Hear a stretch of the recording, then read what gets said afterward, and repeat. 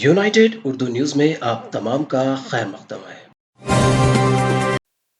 हैदराबाद के पुराना शहर में एक शख्स ट्रांसफार्मर के पास जरूरत से फारिग होने के दौरान इलेक्ट्रिक शॉक से झुलसकर हलाक हो गया। गुजरात से ताल्लुक रखने वाला करीम नामी शख्स कल ट्रांसपोर्ट की लॉरी लेकर शहर आया हुआ था। मदनापेट मंडी में माल खाली करने के बाद वो वापस हो रहा था कि उसने जरूरत से फारिग होने के लिए गाड़ी रोकी। वो धोबी घाट इलाके में ट्रांसफार्मर के करीब जरूरत से फारिग हो रहा था कि अचानक बरकी वायर छू जाने की वजह से वो शदीद तौर पर झुलस गया और उसकी मौत मौके पर ही हो गई।